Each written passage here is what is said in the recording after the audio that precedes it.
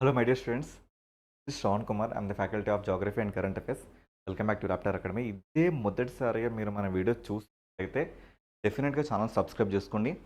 Content నచ్చితే మాత్రం ఒక లైక్ ఇవ్వండి. ఎవరైనా మీ ఫ్రెండ్స్ ఇంకా ఇలాంటి విషయాలు తెలుసుకోవడంలో కొంచెం వెనుకున్నారంటే డెఫినెట్గా షేర్ చేయండి.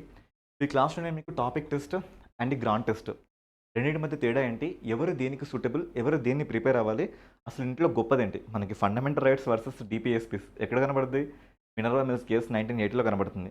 సో సేమ్ సిచ్యువేషన్ నన్ను చాలామంది అడిగారు, ఏంటి grand test and topic test రెండిట్లో ఏది సూటబుల్గా ఉంటుందని. సో నేను మీకు కొన్ని విషయాలు చెప్తా, ఇవి విన్న తర్వాత మీరు నిర్ణయం తీసుకోండి. ఓకే, సో మొదటగా నేను ఇక్కడ మీకు టాపిక్ టెస్ట్, ఓకే, రెండవది గ్రాండ్ టెస్ట్, ఎవరు దేనికి సూట్ అవుతారు ఇప్పుడు మీకు చెప్తున్నా. సో సూట్ అవడానికంటే ముందు ఫస్ట్ ఆఫ్ ఆల్ మీరు తీసుకున్న ఆఫ్లైన్ కోచింగ్ కానీ లేదంటే ఆన్లైన్ కోచింగ్ కానీ ఇవి రెండు కంప్లీట్ అయిపోయాక, సో ఇవి కంప్లీట్ అయిపోయాక, సో లేదంటే ఇంకా ఈ కోచింగ్ డ్యూరింగ్లోనే ఇంకా మీరు దీన్ని మధ్యలోనే ఉన్నారండి, ఇంకా మీరు మధ్యలోనే ఉన్నారు. ఫర్ ఎగ్జాంపుల్ నేను కొన్ని సబ్జెక్ట్స్ రాస్తున్నా, geography, history, Telangana movement and economy, polity. ఇప్పుడు ఒక స్టూడెంట్ ఉన్నాడు, తను దీంట్లో 100% యాక్యురేట్ స్కోర్ చేస్తాడు, ఇక్కడ ఒక 90% స్కోర్ చేస్తాడు, ఇక్కడ ఒక 70% స్కోర్ చేస్తాడు, ఎకానమీ వచ్చేసి తను ఒక 10% కూడా చేయడం కష్టం, పాలిటీ ఒక 50% స్కోర్ చేస్తాడు. ఇప్పుడు ఇలాంటి ఒక అబ్బాయి లేదా ఇలాంటి ఒక అమ్మాయి ఒక టెస్ట్ రాస్తే ఏంటి, entire grand test. Grand test అంటే ఏంటి, అన్ని సబ్జెక్టులు కలిసి ఒక దగ్గర మనకి అక్యుములేట్ అవుతాయి. ఇప్పుడు రాస్తే ఈ అబ్బాయికి హ్యూజ్ స్కోర్ కనబడుతుంటుంది. సరే, ఇప్పుడు ఇదే అబ్బాయి మనకి క్వాంటిటేటివ్ యాప్టిట్యూడ్లో ఈ అబ్బాయి స్కోర్ జస్ట్ ఒక 10% మాత్రమే. మరి ఇలాంటి అబ్బాయి ఒక 200 మార్కులు ఉన్న ఒక క్వాంటిటేటివ్ యాప్టిట్యూడ్ టెస్ట్ రాస్తే, అంటే మొత్తం గ్రాండ్ టెస్ట్ రాస్తే, ఇప్పుడు ఈ అబ్బాయికి జరిగే సిచ్యువేషన్ ఏంటి, ఇక్కడ 200కి ఈ అబ్బాయి ఒక 120 స్కోర్ చేస్తే ఇక్కడ ఈ అబ్బాయి 50 స్కోర్ చేయడానికి కష్టమైపోయింది. ఇతను గ్రాండ్ టెస్ట్ రాస్తుంది. ఇప్పుడు సరే, ఇప్పుడు ఇంకొక అబ్బాయి లేదా ఇంకొక అమ్మాయి ఉన్నది. సో వీళ్ళు ఏంటంటే అరిథమెటిక్, లాస్ట్ టైం అనుకో 90 క్వశ్చన్స్ వచ్చినాయి, రీజనింగ్ ఇవి ఒక 108 క్వశ్చన్స్ వచ్చినాయి. ఇందులో ఇతను అనుకుంటే ఒక 70 క్వశ్చన్స్, ఇక్కడ ఇతను అనుకుంటే ఒక 70 క్వశ్చన్స్, రెండు కలిపి 140 చేసిండు. ఓకే, సో సేమ్ పర్సన్ మళ్ళీ మనకి సిఎస్లో ఇక్కడ ఇతను అనుకుంటే ఒక 110 స్కోర్ చేసిండు, 110 + 140 ఎంత, సో 250 అయింది.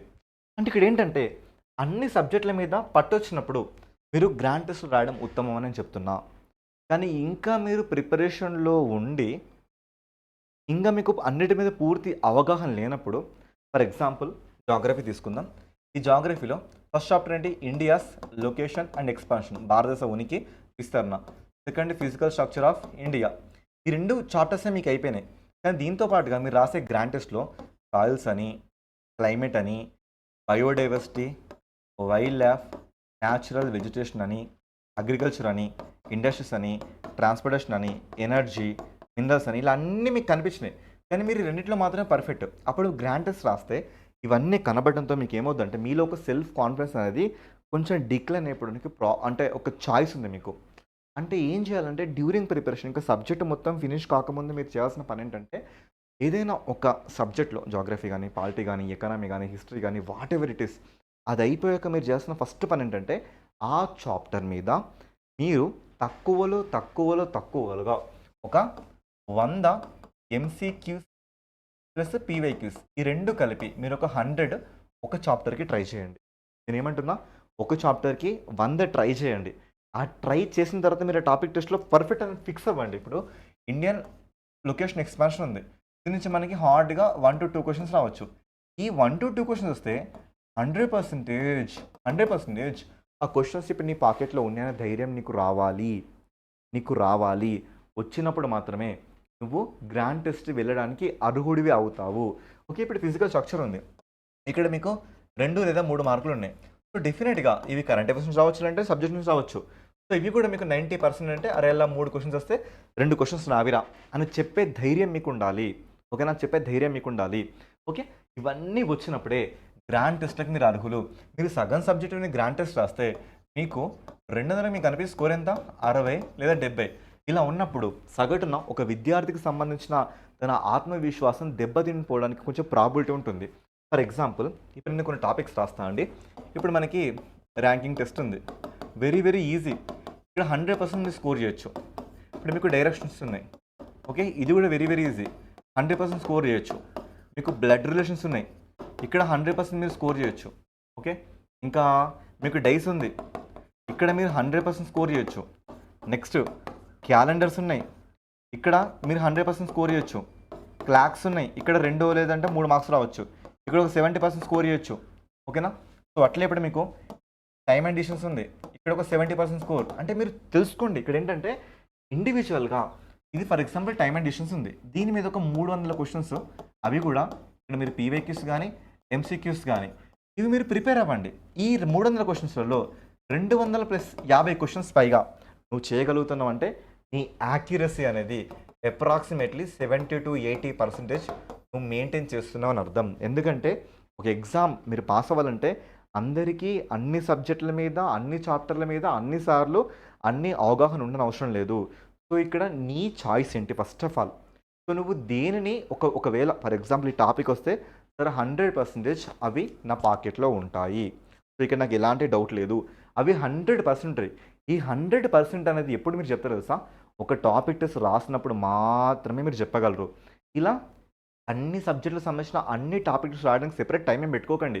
మీరు ఎప్పుడైతే ప్రిపేర్ అవుతున్నారో మీరు రోజుని, నేను మీకు ఆల్రెడీ చెప్పాను, నేను మీకు ప్లానర్ కూడా ఇచ్చా. ఏంటి 12 hours టైంలో మీరు ఏం చేస్తారు రేపన్నా? సో 10 గంటలు తీసుకోండి. ఒక 5 గంటలు వచ్చేసి మీరు క్వాంటిటేటివ్ ఆప్టిట్యూడ్, ఒక 5 గంటలు వచ్చేసి మీరు జిఎస్ పెట్టుకోండి. ఇక మిగతా 2 hours ఏం చేస్తారు రేపన్నా? మీరు ఏమేమి ప్రిపేర్ అయ్యారో దాని మీద టాపిక్ టెస్ట్ రాయండి. ఈ టాపిక్ టెస్ట్లో, ఇలాంటి టాపిక్ టెస్ట్లో మీరు ఒక 50 days వరకు ఇలా కంటిన్యూస్గా రాస్తూనే ఉండండి. అలా టాపిక్ టెస్ట్లో అన్నీ అయిపోయాక అన్ని టాపిక్లు కలిసి ఒక దగ్గర అక్యుములేట్ అయితే దాన్నే మనం గ్రాండ్ టెస్ట్ అన్నాం. గ్రాండ్ టెస్ట్ అంటే మళ్ళీ కొత్తగా ఏం లేదు. గ్రాండ్ టెస్ట్ 200 మార్కులు మనకు కండక్ట్ చేస్తుంది. టాపిక్ టెస్ట్ అంటే ఒక టాపిక్ మీద మనకి అవగాహన వచ్చేంత వరకు మనం క్వశ్చన్స్ని సాల్వ్ చేస్తూనే ఉంటాం. ఇంతే topic test versus grand test అంటే. మరి రెండిట్లో గొప్పది ఏంటి సార్ అంటే, గొప్పది టాపిక్ టెస్ట్ అని చెప్పాలను, గ్రాండ్ టెస్ట్ గొప్పదే, టాపిక్ టెస్ట్ గొప్పదే. కాకపోతే మనం ఇంక్యుబేట్ స్టేజ్లో అంటే పిల్ల దశలో అంటే మొగ్గ దశలో ఉన్నప్పుడు మనకి ఏ సూటబుల్ అవుతుందంటే టాపిక్ టెస్ట్ సూటబుల్గా ఉంటుంది. మీరు కొంచెం థ్రైవ్ అయిపోయి అభివృద్ధి చెందిన తర్వాత చెప్పాలంటే టాపిక్ టెస్ట్ల కంటే గ్రాండ్ టెస్ట్ గొప్పది. అంటే ఎలా ఉందంటే ఫండమెంటల్ రైట్స్ వర్సెస్ డిపిఎస్పీస్ అంటే ప్రాథమిక హక్కులు, ఆదేశిక సూత్రాలు. ఈ కేసు ఎప్పుడు జరిగింది? మనకి మినర్వా మిల్స్ కేసులో జరిగింది. ఇప్పుడు ఇది గొప్పది అది గొప్పది అంటే ఏది గొప్పది కాదు. సో అంటే రెండు ఈక్వలే, ఎవరిని గొప్ప అని చెప్పలేము. ఫండమెంటల్ రైట్స్ వ్యక్తి హక్కులు మాట్లాడుతుంది. డిపిఎస్పీస్ రాష్ట్రాలు ఏం చేయాలి, దేశం ఏం చేయాలి చేయదో మాట్లాడుతుంది. సో ఇక్కడ కూడా అలానే టాపిక్ టెస్ట్ గొప్పదా, గ్రాండ్ టెస్ట్ గొప్పదా అంటే రెండు గొప్పవే. కానీ ఆ రెండింటిని మనం ఏ స్టేజ్లో ఎలా యూజ్ చేసుకుంటున్నాం అనే దాని మీద మాత్రమే ఆధారపడి ఉంటుంది. కానీ ఇక్కడ మీరు ఏ టెస్ట్ రాసినా కూడా ఒకవేళ మీరు రాసిన క్వశ్చన్కి ఆప్షన్ తప్పైతే అది తప్పుడు ఆప్షన్ ఎందుకైంది, ఆ తప్పుడు ఆప్షన్కి సరైన క్వశ్చన్ ఎక్కడ ఉంటుంది, ఇలా 360 degreesలో వెరిఫై చేసుకుంటే డెఫినెట్గా 99% మీరు విజయానికి అడుగులు వేయడానికి మీకు డెఫినెట్గా సహాయపడుతుంది. So the session for 2 days. And ఇంకేమైనా మీకు డౌట్స్ ఉండి ఇంకేమైనా మీరు కొత్తది కోరుకుంటే, నాకు ఇది అర్థం అవ్వట్లేదు లేకపోతే ఇంకా నాకు కొత్తవి కావాలి సార్, సో సార్ లేదు సార్ ఏ టాపిక్స్ చెప్పండి, ఈ టాపిక్స్ మేము చూసుకుంటాం, సో లేదంటే ఏ టాపిక్ చూసుకుంటే 240+ వరకు స్కోర్ చేస్తుంది, లేదంటే ఇలా ఎన్ని డౌట్లు మీకున్నా కింద కామెంట్ బాక్స్ మీకోసమే ఓపెన్ చేస్తుంది. డెఫినెట్గా మీరు కామెంట్లు అడిగితే ప్రతి కామెంట్కి కొంచెం లేట్ అయినా నేను డెఫినెట్గా రియాక్ట్ అవుతా, ఖచ్చితంగా రియాక్ట్ అవుతా. మీ ప్రాబ్లమ్స్ మాత్రం డెఫినెట్గా నాతో షేర్ చేసుకోండి. ఇది శ్రవణ్ కుమార్. అండ్ కంటెంట్ నచ్చితే మాత్రం కంప్లీట్ చూసి నచ్చింది అని మీరు అనుకుంటే మీ ఫ్రెండ్స్కి షేర్ చేయండి. ఓకేనా? Thank you so much.